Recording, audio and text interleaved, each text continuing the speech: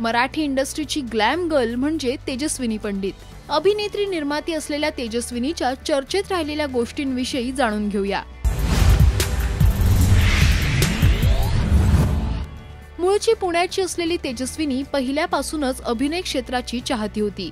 तिची आई ज्योती चांदेकर या नाट्यविश्वातील नावाजलेल्या अभिनेत्री. याशिवाय त्यांनी काही सिनेमांमध्येही काम केलं होतं आणि तेजस्विनीने सुद्धा काही काळाने सिनेसृष्टीत पदार्पण केलं. केदार शिंदेंच्या अग्गबाई अरेच्चा या सिनेमात तिने एका महिला अतिरेक्याची छोटीशी पण लक्ष वेधून घेणारी भूमिका साकारली. त्यानंतरही तिने काही सिनेमात छोट्या मोठ्या भूमिका साकारल्या. तर रखेली या नाटकात तिने एक बोल्ड भूमिका साकारली. यानंतर तिने स्टार प्रवाहावरील तुझं नि माझं घर श्रीमंताचं या मालिकेत काम केलं. पण तिला खरी ओळख मिळाली ती झी मराठीवरील लज्जा या मालिकेमुळे. बोल्ड विषय आणि तितकीच कणखर धाडसी भूमिका तिने या मालिकेत साकारली. अनेकांनी तिच्या अभिनयाचं कौतुक केलं. त्यानंतर ती दिसली एकाच ह्या जन्मी जणू या झी मराठीवरील मालिकेत. अपंग मुलीची भूमिका तिने या मालिकेत साकारली होती.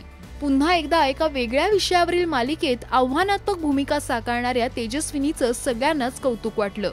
मालिका विश्वात कमाल काम करत असतानाच सिनेसृष्टीतही तिचा स्ट्रगल सुरूच होता. 2010 साली तिचा मी सिंधुताई सपकाळ हा सिनेमा रिलीज झाला आणि या सिनेमाने सिनेसृष्टीचं लक्ष तेजस्विनीकडे वेधलं.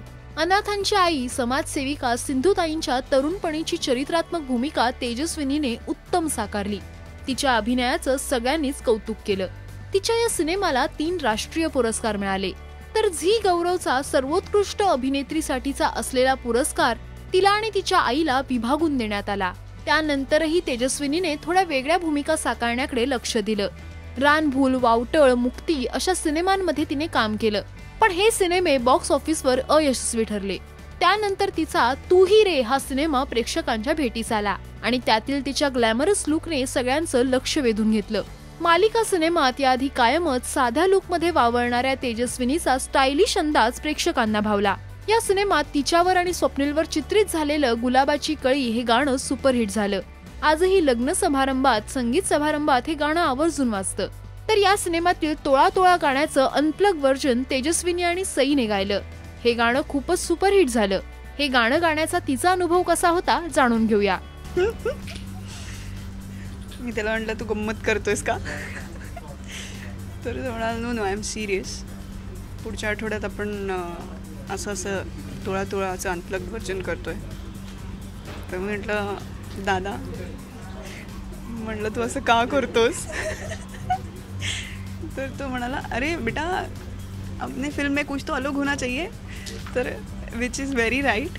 या फिल्मच्या निमित्ताने प्रेक्षकांना पहिल्यांदा काहीतरी 2 अभिनेत्री गाताना दिसतील आणि त्यातून त्याचा व्हिडिओ पण दिसेल. म्हणजे जो स्टुडिओत नाही तर एक स्पेशल शूट करण्यात आला. तर व्हेरी थँकफुल टू संजय दादा आणि व्हेरी थँकफुल टू नानूबाई बिकॉज त्यांनी ही रिस्क पत्करली आणि एक सोलो अल्बम आणणं 2 ॲक्ट्रेसेसचा who are not singers is a risky thing but very courageous मी असं म्हणेन. अमित राजने आम्हाला जेव्हा गायला बोलवलं त्याच्या 1 आठवडा आधी बरेच टिप्स दिल्या होत्या की काय काय करायचं, मग कसं सतत कोमट पाणी पित राहायचं, मग तेलकट नाही खायचं, थंड नाही खायचं, जोरात नाही बोलायचं, खूप नाही बोलायचं. यातलं आम्ही किती पाळलं आहे ही खूप वेगळी गोष्ट आहे. पण त्यांनी आम्हाला खूप छान इन्स्ट्रक्शन्स दिल्या होत्या आणि मला मुळात सिंगिंग खूप आवडतं. मी बाथरूम सिंगर आहे. म्हणजे माझी रूममेट जी एक्स रूममेट होती ती सिंगर होती आणि ती मला खूप चिडायची की तू का गातेस वगैरे.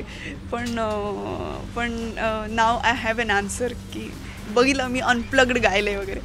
तर आणि on a serious note Amit राजनी खूप तयारी म्हणण्यापेक्षा त्यांनी आम्हाला खूप कम्फर्टेबल केलं की ह्याच्यामध्ये नर्वस होण्यासारखं, घाबरण्यासारखं काही नाही आहे. कारण आता तर टेक्नॉलॉजी पण बऱ्यापैकी हे झाली आहे. सो त्यांनी टेक्नॉलॉजी हेल्प्ड अस आणि दे वर व्हेरी कोऑपरेटिव्ह की आपण तुमच्या आवाजाच्या रेंजनुसार गाऊयात.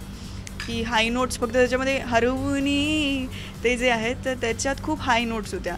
तर हाय नोट्ससाठी माझी आणि सईची खूप तंतरली होती कारण आम्ही सतत फोन करून एकमेकींना तिला वो हुआ क्या, हरवणी झालं का तुझं वगैरे.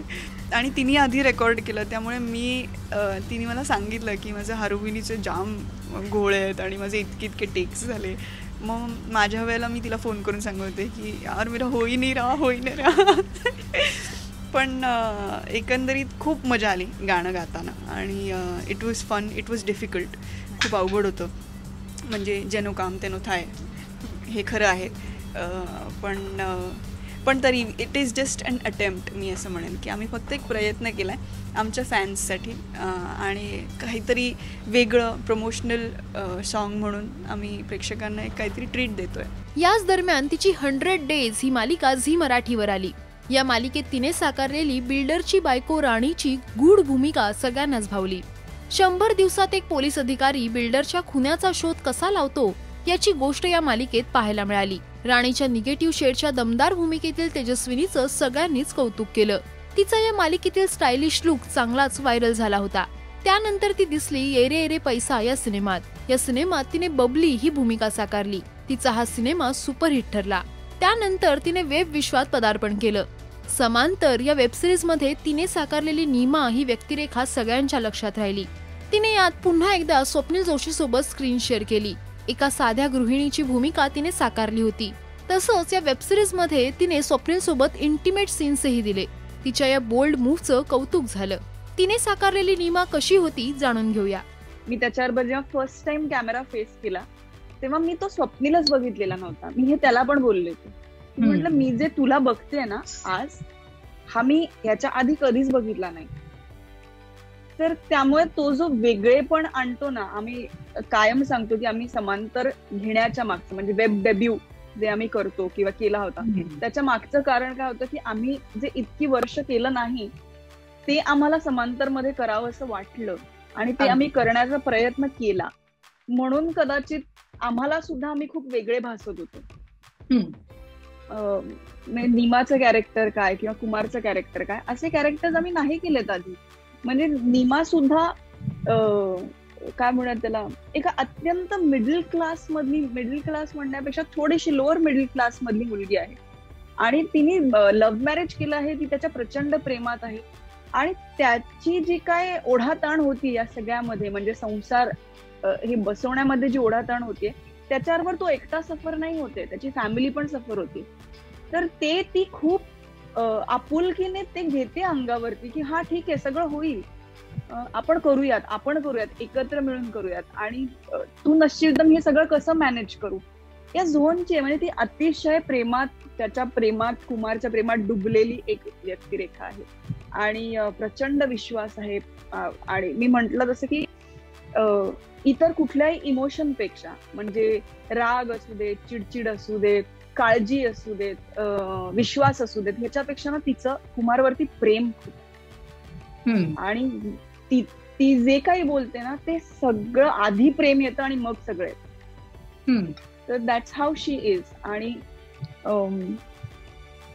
कुमार हे कॅरेक्टर, जरी तो आता म्हणत असला की कुमार हे कॅरेक्टर लवेबल नाहीये, तरी मला असं वाटतं असं अजिबातच नाहीये. मला असं वाटतं की because it is played by Swapnil Joshi, ते कॅरेक्टर लवेबल जरी नसलं तरी त्याच्या प्रेमातच माणूस पडतो. अनुराधा या वेबसिरीज साठी सुद्धा तिने बोल्ड सीन्स दिले. पण याची चर्चा असतानाच तिची रान बाजार ही वेबसिरीज आली. वेश्या व्यवसाय आणि राजकारण असा बोल्ड विषय असलेल्या वेबसिरीज मध्ये तिने वेश्येची भूमिका साकारली.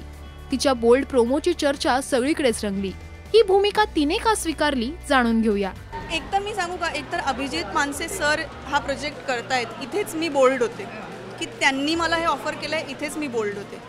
कारण एकाच इंडस्ट्रीमध्ये आम्ही इतकी वर्ष आहोत दोघंही, पण कधी एकत्र काम करण्याचा प्रश्न आला नाही. आपण लांबून एखाद्याचं काम बघत असतो, ते ॲप्रिशिएट करत असतो. तसं मी पण अभिजित सरांची खूप मोठी फॅन होते. सो माझ्यासाठी एक टिकमार्क तिकडेच होता की पानसे सरांबरोबर काम करायला मिळेल. पण नुसतं तेवढं नसतं गं, म्हणजे खूप वेळेला असं होतं की दिग्दर्शक खूप चांगले आहेत पण प्रोजेक्ट असतो तो लोकांपर्यंत पोहोचेल की नाही. तर मला माहिती होतं की हे प्लॅनेट मराठीचं प्रोजेक्ट आहे म्हटल्यावर तेही आणखी टिकमार्क होईलच, म्हणजे ते वाजणारच प्रोजेक्ट. आणि तिसरी गोष्ट, एक एस्कॉर्टची भूमिका आहे. म्हणजे सांगतानाच खूप लोकांचं म्हणतो ना की आपण म्हणतानाच चाच पडतो किंवा आपण कचरतो. हे म्हणताना की मी एका रांडेची भूमिका केली, का कचरतो आपण. म्हणजे मी खोटं नाही बोलत आहे दर्शना, मी त्यांची लाईफ जरी बघितली तरी त्यांच्या लाईफ स्टोरीज ऐकल्यात, जाऊन आम्ही भेटून ऐकल्यात. तर ह्या लाईफ स्टोरीज जेव्हा तुम्ही ऐकता ना तेव्हा तुम्हाला असं वाटतं की तुम्ही कुठेच नाही आहात यार या जगात. म्हणजे त्यांचा स्ट्रगल हा काहीच्या काही आहे. म्हणजे पण त्याचा त्यांना हे म्हणजे जरा पण त्यांच्या डोळ्यातही शिकस्त म्हणतो ना आपण, ते जरा पण दिसत नाही ग. की त्यांच्या शिकस्त इज रॉंग वर्ड ॲक्च्युली. त्यांच्या डोळ्यात आहे ना ते माझ्याबरोबर काय घडलं आहे याची सहानुभूती त्यांना नको असते, कारण त्या तितक्या स्ट्रॉंग असतात. आणि मी हे सौभाग्य समजते की अभिनेत्री म्हणून मी सिंधुताई सपकाळांची पण भूमिका करते आणि काही वर्षांनी अभिनेत्री म्हणून मी एक एस्कॉर्टची भूमिका पण करू शकते. म्हणजे मला जेव्हा हे रोल्स ऑफर होतात तेव्हा दिग्दर्शकांना कॉन्फिडन्स वाटतो ना की मी हेही करू शकेन आणि मी हेही करू शकेन. तर अभिनेत्री म्हणून माझ्यासाठी ह्याच्यापेक्षा मोठी गोष्ट नसू शकते काहीच आत्ता तरी, की दिग्दर्शकांना हा विश्वास वाटतो की आपल्याला हे सगळं जमणार आहे किंवा तेजू हे पेलू शकेल किंवा तेजू हे करू शकेल. सो मी खूप खुश आहे या क्षणी आणि मला कणभरही शंका नाही किंवा शंकापेक्षा रिग्रेट नाही की मी हा रोल केला. यासोबतच तिचं कौतुक झालं ते तिच्या फोटोशूट्समुळे. प्रत्येक नवरात्रीला तेजस्विनी देवीची 9 रूपं समोर ठेवून वेगवेगळ्या विषयांवर भाष्य करते. या 9 रूपांमध्ये तिने आजवर केलेले प्रयोग आणि तिच्या फोटोशूट्सवर टाकूया नजर.